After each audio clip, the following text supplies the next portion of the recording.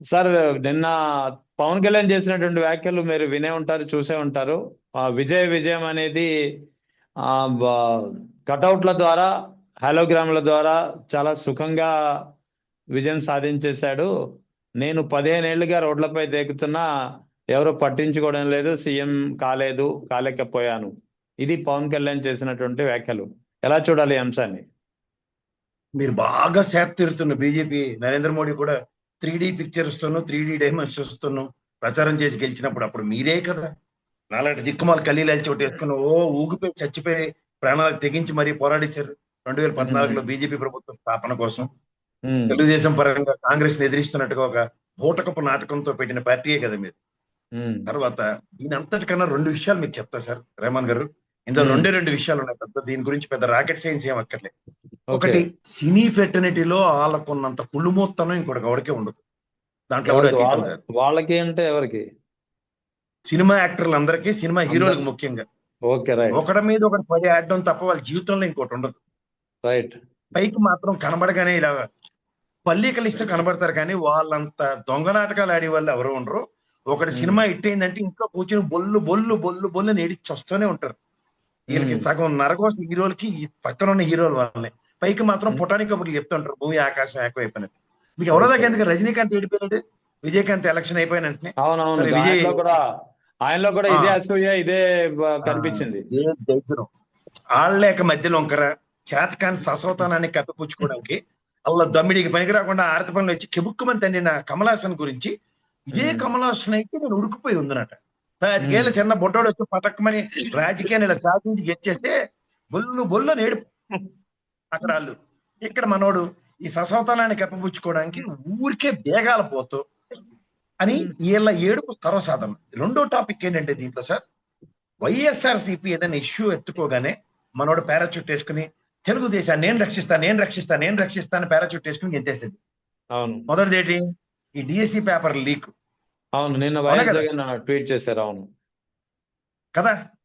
ఈ పర్యావరణ శాఖ మంత్రి మొన్న చీపులు పెట్టి తుడిచినప్పుడు ఆ నారాయణ పట్టుకెళ్ళి చీపులు పెట్టి తుడిపించారు కదా పెటాపురం అంతా.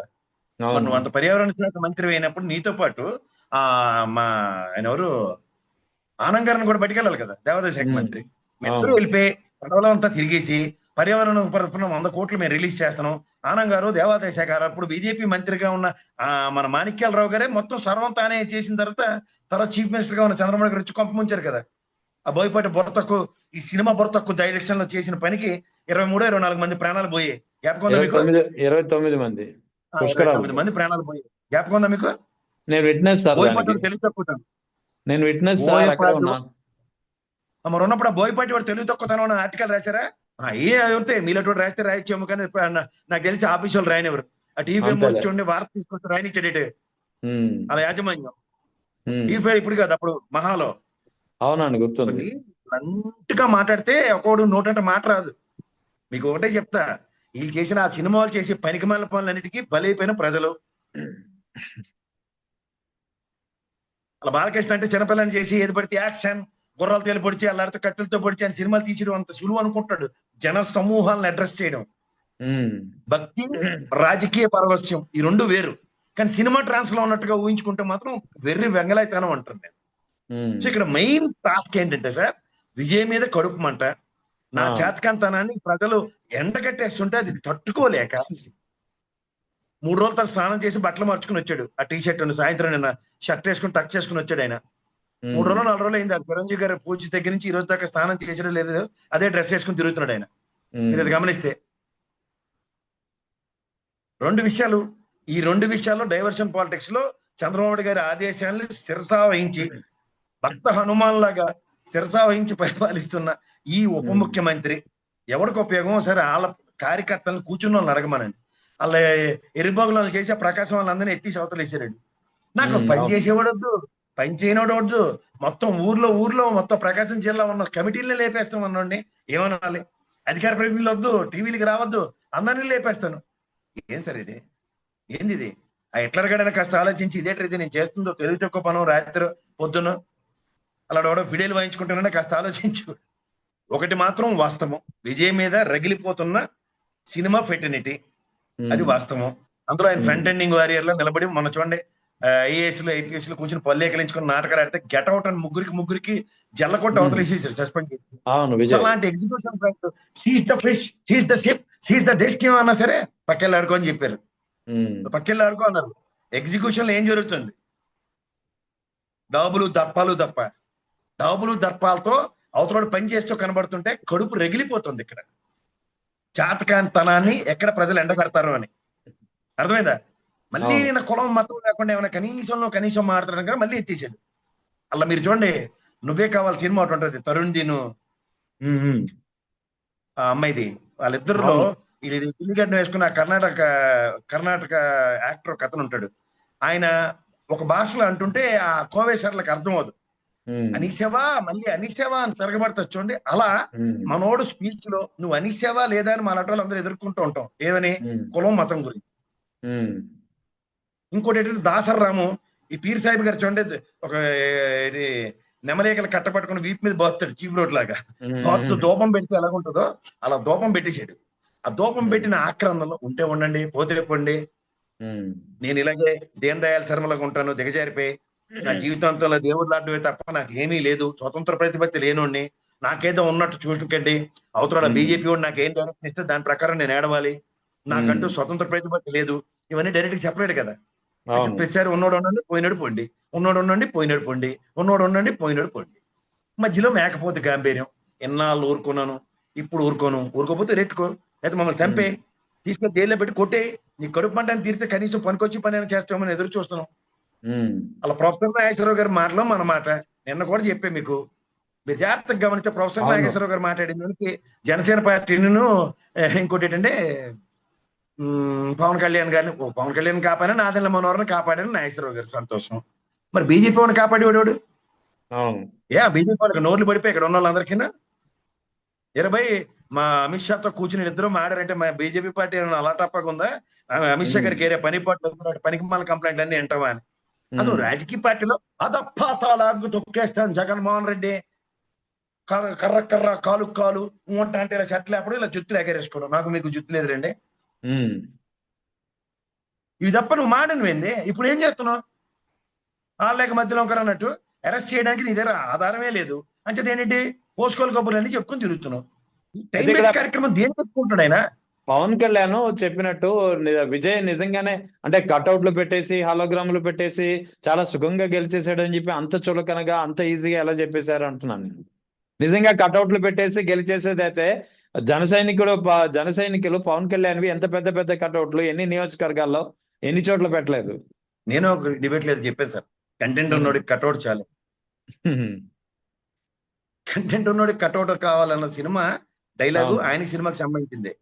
అదే గబ్బర్ సింగ్ లో అలా బాగా బ్రహ్మానందం గడి పెట్టుకుని వెళ్తాడు సైకిల్ రిక్షా మీద. అవునవును. ఇక్కడ నేను అంటుంది ఏంటంటే కట్అవుట్ పెట్టుకుంటే పని అయిపోతుంది అన్నది భ్రమ. ఉమ్, నీకేంటి, నీ పార్టీ గెలుపు స్ట్రైక్ రేట్ 100 అని పెట్టుకున్న మీరు జస్ట్ కట్అవుట్ కాదు, మిషన్ అనే చిప్ కట్అవుట్ లోంచి మీకు వచ్చిన అవుట్కమ్ ఇది.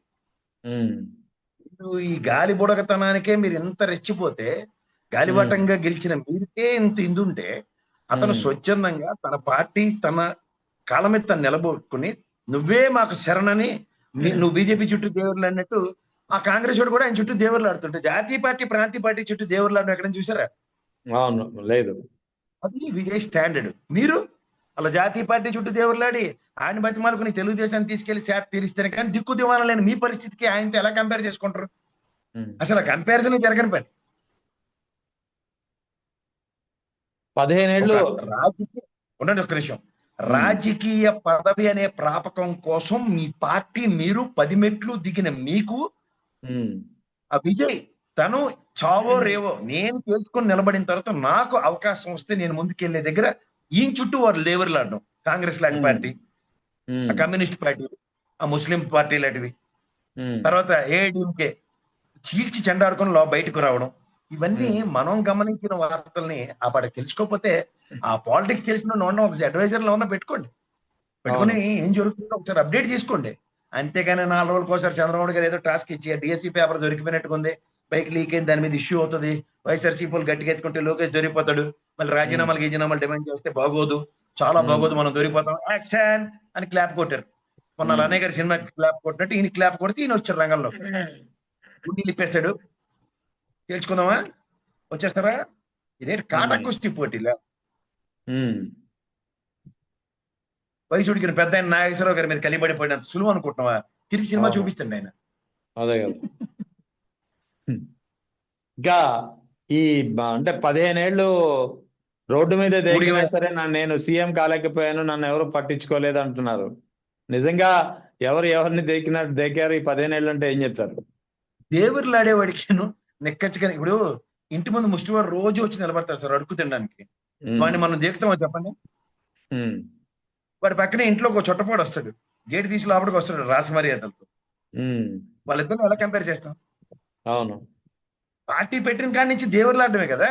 ఉమ్. అలా అప్పుడు కమ్యూనిస్ట్ పార్టీలు అలా అక్కడెక్కడో మాయావతి పార్టీని కూడా తెచ్చి నేను ఎత్తికి పెట్టుకుని సింగిల్ గా ఉమ్. నాకు వెన్నుముక్క లేదురా బాబో అనుకుని బతిమాలుకునే 2014 నుంచి ఈ రోజు దాకా ప్రస్థానం.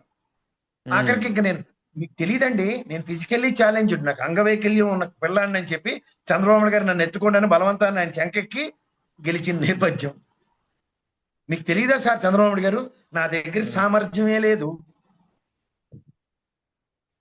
అలా నాదెండ్ల భాస్కర్ రావు గారు మీ పార్టీని కొంప ముంచిన నాకు ఉపయోగపడుతున్న నాదెండ్ల మనోహర్ తప్ప నాకు ఇంకొక అస్త్రమే లేదు, ఉమ్. నన్ను కాపాడేస్తారా సార్ అని బతిమాలుకుంటే, సరే అక్కడ ఉండు, అలా ఉండు చూసుకుందాం అని అవకాశం కల్పిస్తే, ఉమ్. దీనికి కూడా అనేటి చంద్రబాబు గారు దేనికైనా సరే అలా కోట శ్రీనివాసరావు కోడి ఎలగట్టినట్టు ఎలగెడతాడు. ఉమ్. అయితే అల్లాడు ఆ రోజు పెద్ద శుద్ధి వెలుగళ్ళకి పిచ్చైనా ఎక్కిపోవాలి, లేదంటే ఆయన ఇచ్చిన టాస్క్ అయినా ఫిల్ చేయాలి, ఫుల్ఫిల్ చేయాలి. ఉమ్. ఏం చేశాడు? సార్ ఆ కోడి కట్టి వెళ్ళడం బాగోలేదు సార్, నాకు ఈ టాస్క్ ఇవ్వండి సార్ అంటే వెళ్ళి బీజేపీ వాళ్ళు కాల్ ఉమ్. పెట్టుకో, నన్ను కూడా నువ్వు నా సంఖ్య ఎక్కినట్టు నేను వాళ్ళ సంఖ్య ఎక్కుతాను, ఈ టాస్క్ నీకు ఉమ్. ఇష్టమైతే ముందుకెళ్ళిపోతాం. ఉమ్. ఇదేదో బాగుంది అనుకున్నాడు. ఈ విజయలాగా నేను ఊర్లంతా తిరగలేను, నాకు అసలే కునుకు రోగం, 2 రోజులు తిరిగినట్టు 4 రోజులు జలం పట్టేస్తుంది, ఈ ఉమ్. లేనిపోయిన ఆరోగ్య సమస్యలతో నాకు ఇది అవసరమా? ఇవన్నీ నిశ్చయించుకుని ఎందుకు వచ్చిందిరా బాబు అని చెప్పి వెళ్ళి అక్కడ వాళ్ళు కాళ్ళు ఎల్లెట్టుకుని ఆల్రెడీ లోకేష్ సగం బతిమాలు వచ్చాడు, మిగిలింది వెళ్ళి నేనున్నాను అశ్విని నాగార్జున, రాష్ట్రం ఎలా పోయినా నాకు అనవసరం, నేను అన్ని అబద్ధాలు చెప్పుకొని అక్కడ తిరుగుతాను ఆల్రెడీ చెప్పేశాను, మీరు స్టీల్ ప్లాంట్ అమ్మేసినా నేను బాధపడను, పోలవరం ఎత్తి తగ్గించి మీరు ఏం చేసినా నేను అడగను. ఇవన్నీ గమనిస్తూనే ఉన్నాం సార్ ప్రజలు. ఎందుకు వచ్చింది ఈ దరిద్రం? అవతరాలు ఇద్దరు వైఎస్ఆర్సీపీ తెలుగుదేశం చావరేవో తేల్చుకుంటారు, నువ్వు శంక దిగావో దమ్మిడికి పనికిరావు.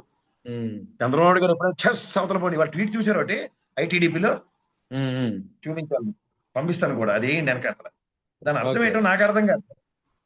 నాకు కూడా మీలాంటి మిత్రుడు పంపించాడు, ఉమ్. అడ్వకేట్ అయినా, సార్ ఇదేదో చాలా తేడాగా ఉంది సార్ అని. నాకు చదివితే ఐటీడీపీ అఫీషియల్లో ఉమ్.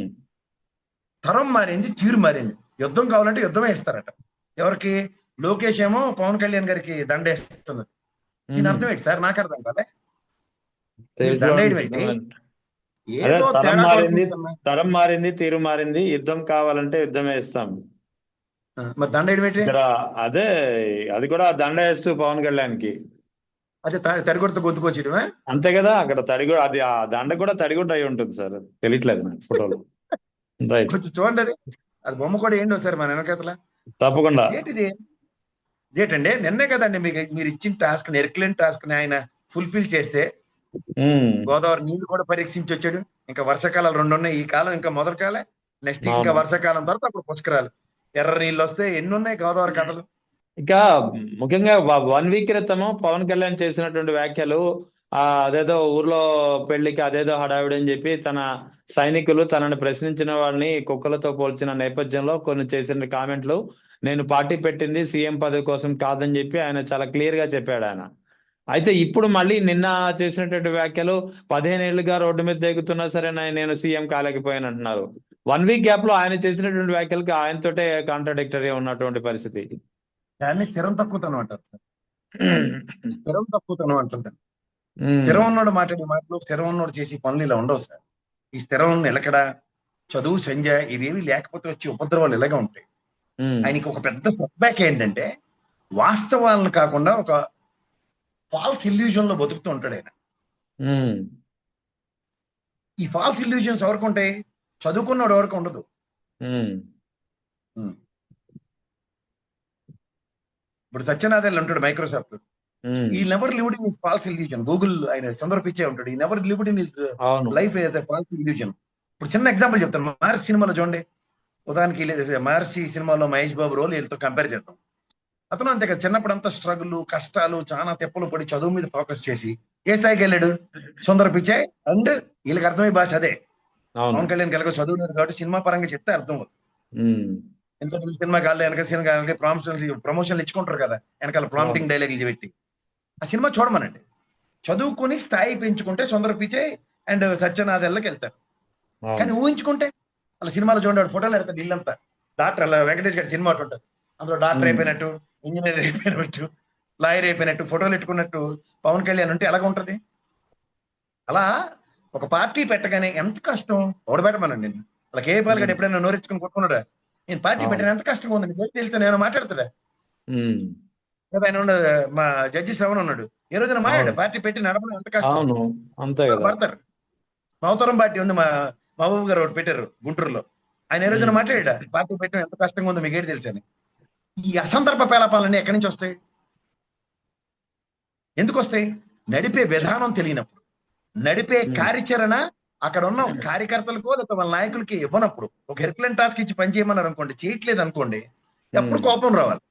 టాస్క్ ఏమన్నప్పుడు అదేంటిది మన పార్టీ విధి విధానం తెలుగుదేశానికి ఊడిగం చేయడం అన్న టాస్క్ ఇస్తే ఉమ్. ఎంతమందికి అది డైజెస్ట్ అవుతుంది చెప్పండి? అంటే రోజు హెడ్ మాస్టర్లకు వచ్చి వాళ్ళని ఎక్కేసాను అనుకోండి, ఏట్రా మీరు చేస్తారా, నాకు నచ్చట్లేదు, నేను డిఫర్ అవుతున్నాను, ప్రకాశం వాళ్ళ పంచాయతీలు నాకు నచ్చట్లేదు సార్, నాకు తెలుగుదేశం వాళ్ళు చెతగూడేసారు సార్, అక్కడ లబో దిబో అని ముట్టుకుంటే మొత్తం వాళ్ళందరూ సస్పెండ్ చేసి ఎత్తేస్తాడు. ఏంటండి ఇది? కామెడీగా లేదు మీకు? ఇప్పుడు మీ పార్టీ వాళ్ళకి మీరు న్యాయం చేయలేనప్పుడు మొత్తం పార్టీలోంచి బహిష్కరించడం న్యాయం అనుకుంటే,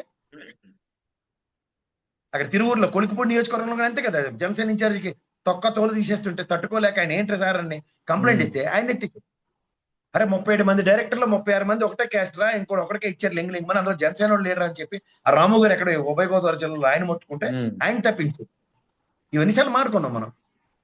ఇది ఎక్కడ కొంచెం చెప్పాలండి. ఫస్ట్ టైమే గెలిచాం కదా, కొంచెం నా ముఖం చూసి మీరు ఇంకొంచెం ఓపిక పట్టండి. మనం నిలదొక్కుంటున్నాం కదా, ఈసారి 21 గెలిచాం. ఉమ్. ఇప్పుడు ఉట్టుకెగరలేనమ్మ స్వర్గానికి ఎగురుతుందా అన్న సామెత ఒకటి తెలుసా మీకు? ఉమ్. ఈ ఉమ్. 2 ఏళ్ల తన పనితీరు, తన పార్టీ విధి విధానాలు, పార్టీ నిలబడిన విధానంకే కదా రేపు పొద్దున 175 స్థానాల్లో 40 50 అరవడానికి అడుక్కోవడానికి అవకాశం ఉంటుంది. ఈ అవును. పర్ఫార్మెన్స్ లేకుండా జీవితాంతం జహాపన నీ కింద నేను ఊడిగం చేస్తాను అన్న దగ్గర నీ పార్టీ ఎదుగుదల ఎక్కడ? నీ పార్టీ ఎదుగుదల లేనప్పుడు అక్కడ ఇచ్చిన ముష్టే కదా, మళ్ళీ ఆ ముష్టి ఉమ్. బతకడానికి ఎంతమంది సిద్ధంగా ఉన్నారు? అందుకే దాసరి రాము గారు అంత స్టబర్న్ గా, అంత స్పాంటేనియస్ గా చెప్పగలిగాడు ఆయన. అదే బట్ దాసరాము ఫ్యూచరిస్టిక్ దాసరాము చేసిన వ్యాఖ్యలు ముఖ్యంగా ఒక స్క్రిప్టెడ్ ప్రకారం నడుచుకుంటున్నారు, ఎవరో రాసి ఇచ్చినటువంటి స్క్రిప్ట్ ను చదవడమే ఆయన పనిగా పెట్టుకున్నారు అని దాసరాము చాలా క్లియర్ గా, చాలా స్పష్టంగా ఆరోపణలు, తన స్వరం అయితే గట్టిగా వినిపిస్తున్నటువంటి పరిస్థితి. అటువంటి దాసరామును కూడా ఇప్పుడు ఆయన చేసినటువంటి వ్యాఖ్యలపై అతనిపై అటాక్ చేయాలి అనేది ఒక జన సైనికుల నుంచి కానీ సోషల్ మీడియా మాధ్యమాల నుంచి కానీ వస్తున్నటువంటి సమాచారం. సార్ మీకు ఒకటి గుర్తుంచుకోండి, ఈయన ఉమ్. ప్రైమరీ ఎజెండా ఏముంటుందంటే, వెరీ క్లియర్ గా ఉండే ఎజెండా ఏంటంటే ఎగ్నెస్ట్ తెలుగుదేశం మాట్లాడే వాళ్ళందరినీ అటాక్ చేయించారు. గతంలో ముద్రగడ గారు, హరిరామ్ జోగయ్య గారిని, అవును. ఇప్పుడు దాసరి రాము గారు. వీళ్ళు స్ట్రాంగ్ స్ట్రించ్ కాపు లీడర్స్, ఒక అవును. జేగెంట్ పర్సనాలిటీస్ వాళ్ళ సామాజిక వర్గంలో. వీళ్ళ అనుచరుల్ని కానీ వాళ్ళని కానీ ఎన్ని రకాలుగా ఇబ్బందులు పెట్టాలన్న దగ్గర ఇవాళ వీళ్ళ వాళ్ళనే వాళ్ళ పక్క డైవర్ట్ చేసి కొడుతున్నారు. ఉమ్. అర్థమవుతుంది. Primary motto to hit Dasari Ramu అవును. గారి కుటుంబం సంగతి, తన ఆరోగ్యం కానీ వీటిలన్నిటి ఉమ్. పణంగా పెట్టి జనసేన పార్టీ గెలుపుకి ఆయన పడ్డ కష్టం వాడికి తెలీదా? ఉమ్. మీకు తెలీదా? మనవాడు మన సామాజిక వర్గం నుంచి ఒకడు ఉండాలి అనే తపన తాపత్రయం ఎలక్షన్స్ అయిపోయిన తర్వాత బోడి మల్లన సిద్ధాంతం అడాప్ట్ చేసుకున్నారా? Is it the way to conduct? Um. ఇవాళ తిరిగి ఆయన మీదే యుద్ధ తంత్రాల్ని రచించి ఇక మీద నేను ఊరుకోను అంటే ఏం చేస్తారు? ఏం చేస్తారు ఆయన్ని? ఉమ్. ఆయన కానీ ముద్రగడ గారు కానీ మీరు తీస్తున్న తీర్థనులు ఏం గమనించట్లేదు అనుకుంటున్నారు ఎవరును? ఆ సామాజిక వర్గంలో పెద్దవాళ్ళు ఎవరు మాకు తెలియదు అనుకుంటారు అలాంటి వాళ్ళకి? ఉమ్. నిరంతరం త్యాగాలు చేసుకుంటూ నిరంతరం ఆ సామాజిక వర్గ అప్లిఫ్ట్మెంట్ కోసం పరితపిస్తున్న కొంతమంది గురించి కూడా కనీస కన్సిడరేషన్ లేకుండా ఏంటి సార్ ఇది? ఆ దాసరి రాము గారిని నేను కలవలేదు, తప్పేముంది? నేను కలవలేదు, ఆయన కలలేదని కదా డెలిబరేషన్ ఇచ్చాడు ఆయన. అవును నేను ఉమ్. కలలేకపోయాను నాకున్న కొన్ని కారణాల వల్ల, ఇక మీద నేను కలుస్తాను. ఇకమైతేనా మనం సంయుక్తంగా ముందుకెళ్ళడానికి మన పార్టీ విధి విధానాల్లో నేను ఆయన ఒక భాగస్వామ్యం చేస్తాను ఏది చెప్పాలి కదా. అవును. ఏది చెప్పకుండా యుద్ధం ప్రకటించేస్తావా? Is it right on your part? ఏ అంతర్గత ప్రక్షాళన జరగదా? ఏం డిసెంట్ తెలియజేసే హక్కు ఉండదు ఆవిడకిను? అవును. 2 సంవత్సరాలు అవుతుంది రేపు వచ్చే నెలకి. ఇంక రోజులే 2 సంవత్సరాలు సక్సెస్ఫుల్ గా కంప్లీట్ అయ్యి సామాజిక వర్గం వెనక్కి తిరిగి చూస్తే ఎక్కడికక్కడ పడి ఉన్న వాళ్ళని ఎవరిని పట్టించుకోకుండా ఈ 2 సంవత్సరాల్లో తెలుగుదేశం పార్టీ తీవ్ర తతమతం ఎదుర్కొంటున్నప్పుడు, పోనీ ఎక్కడ పర్యావరణం సంబంధించిన నీ పార్టీ సిద్ధాంతానికే విఘాతాలు కలిగిస్తున్నప్పుడు, గోదావరి పుష్కరాలకి పర్యావరణ పరిరక్షణ కోసం 100 కోట్లు నీ డిపార్ట్మెంట్ నుంచి ఇచ్చేయడమే సొల్యూషన్ అనుకుంటే వాట్ ఈస్ దిస్? అక్కడ కూడా కలెక్టివ్ రెస్పాన్సిబిలిటీ ఉందా? నారాయణ అంటే కనుక వెళ్ళిపోతావా మీ ఊడని? మరి ఆనంద రామరెడ్డి గారు అంటే ఆయన స్థాయికి ముందు పుష్కరాలకి దేవాదాయ శాఖ మంత్రి గతంలో మాణిక్యాలరావు గారు కదా సర్వం తానే ముందు నిలబడించాడు. అప్పుడు బీజేపీ అవును. కదా. ఇప్పుడు మీరు జనసేన, ఆయన ఇప్పుడు Telugu Desam. Why can't you give a front ending warrior role? ఎందుకవో అంటే అక్కడ నువ్వు లైమ్ లైట్ లో కనపడాలి. నీ పక్కన నారాయణ ఉన్నాడు మున్సిపల్ శాఖ, లేకపోతే నీటిపారుదల శాఖ మంత్రి రామనాయుడు గారు ఏమైనా ఉన్నారా? ఉండాలి కదా. ఈ గోదావరికి ఈ పుష్కరాల కంటే ఈ సిమెంట్లతో అట్లతో రెవెన్యూ మినిస్టర్ ఎందుకు లేడు? వరుసగా జరుగుతున్నటువంటి పరిణామాలు, ముఖ్యంగా పవన్ కళ్యాణ్ తరచూ చేస్తున్నటువంటి వ్యాఖ్యలు పట్ల, అంటే వాస్తవానికి వారం రోజుల క్రితం చేసినటువంటి వ్యాఖ్యల పట్ల ఒక్క నిమిషం, మీరు ఒక సీనియర్ జర్నలిస్ట్, తప్పుని వేలెత్తి చూపిస్తారు. అలాంటి మీలే డిఎస్పీ పరీక్షలో లీకేజ్ మీద ఇవాళ డిబేట్ పెట్టారు. ఈ పవన్ కళ్యాణ్ అనే ఈ కుష్ఠపం వైద్యుడి గురించి మనం మాట్లాడుకుంటున్నాం. చెప్పండి. అవును, కరెక్ట్. ఈ కునుకు రోగం వైద్యుడి గురించి మనం ఇవాళ సబ్జెక్ట్. ఇది ఆంధ్రప్రదేశ్ రాష్ట్రానికి అవసరమా? ఇది ఇవాళ ఉన్న మీడియా దౌర్భాగ్యం. ఈ కర్మ మనమే బాధ్యత వహించాలి. రెహమాన్ గారు కాసేపు ఇలా తీసాం అనుకోండి పేజీలోంచి పక్కెళ్ళి ఆడుకోండి. సింపుల్. కాంగ్రెస్ పార్టీ చూడండి, నేషనల్ మీడియా ఎక్కడ కవరేజ్ లేక, ఏం చేసినా కనబడక దేశం మొత్తం కనుమరుగే తిరుగుతుంది. అలాంటి వేళ ఇగ్నోరెన్స్. ఇది క్రిస్టల్ క్లియర్ గా వైఎస్ఆర్సీపీని అణగదొక్కడానికి పవన్ కళ్యాణ్ అనే ఇన్స్ట్రుమెంట్ ని ప్రతిసారి ముందుకు నడుపుతూ, చెస్ లో ఏ కాయిన్ మూవ్ చేయలేనప్పుడు పావు కదుపుతాం పొత్తినే ఏదో ఆడాలని. సరే, చిన్న పాప మనవరాలతోనూ లేదా చిన్న కూతురుతోనూ చెస్ ఆడుతూ ఉంటారు. మీకు గెలిచే ఉద్దేశం ఉండదు, కానీ ఏం చేస్తారు? చెస్ గా ఆడమంటే ఆ పాపతో ఆడతారు, ఒక కాయిన్ ముందుకు మూవ్ చేస్తూ. దానికి స్ట్రాటజీ ఉండదు. అలా తెలుగుదేశం ఈ గుడ్డెది చేల్లో పడినట్టు చేసి ఈ రాజకీయ దురంధరుణ్ణి మనం నెత్తికి దుంపుతున్నాడు. దీనికి మనం ఈ ట్రాప్ లో పడి ఈయన చుట్టూ విశ్లేషించుకుంటూ కూర్చున్నాం అనుకోండి. దీనివల్ల దీని ఇలాంటి పరిణామం వల్ల వాస్తవం, సరే వాళ్ళు ట్రాప్ చేశారా, వైసీపీ ట్రాప్ లో పడిందా, ఇవన్నీ కాసేపు పక్కన పెడదాం. కానీ వాస్తవానికి కాపు సామాజిక వర్గంలో మాత్రం అసంతృప్తి అయితే ఈ తాజా నిన్నటి పరిణామాల తర్వాత మరింతగా ఎక్కువైంది. ఇది ఎక్కడి వరకు దారి తీస్తుందని అడుగుతున్నాను అంతే. సార్, అసంతృప్తి అనే బడబాగ్ని లోకేష్ గారిని ముఖ్యమంత్రి చేయగానే మనోడిని ముఖ్యమంత్రి చేసే స్ట్రాటజీలో బీజేపీ దగ్గర ఉన్నాడు. అవును. సో ఇది ఏంటంటే, నేను ఎయిమ్డ్ ఫర్ బుల్లై. ఇప్పుడు మీకు తెలుసో తెలీదు, అన్ని నాకు వదిలేయండి అన్నప్పుడు దాసర్ రాములు అటువంటి కూడా ఫ్రంట్ ఎండ్కి వచ్చాను, వారియర్ లా పనిచేసి. రాజకీయ రణనీతి నా దగ్గర ఉంది, నేను ఎదగలుగుతాను. తీరా చూస్తే అది ఊడిగం కింద తేలింది. ఇప్పుడు కూడా మళ్ళీ నోరు మూసుకుని ఉండమంటున్నాడు. అంటే దాని అర్థం ఏంటి? అవును, ఇక్కడ ఊడిగం చేసిన దానికి 21 సీట్లు ఉప ముఖ్యమంత్రి, ఇక్కడ సైలెన్స్ పాటించమన్నందుకు కాబోయే ముఖ్యమంత్రి at the cost of Telugu Desam. చూడండి, ఇది చాలా స్ట్రాటజికల్ మూవ్స్ ఉన్నాయి అటు నుంచి. అవును. ఒక పక్క సుజనా చౌదరి గడపారట్లు తిరుగుతుండే గోవిత కూడా ఎక్కడైనా ఎస్ఎస్ మీ అని వేకెన్సీయా, నెక్స్ట్ మళ్ళీ అక్కడ విజయవాడ ఎంపీ ఒకటి వేకెన్సీగా కనబడుతుంది కదా.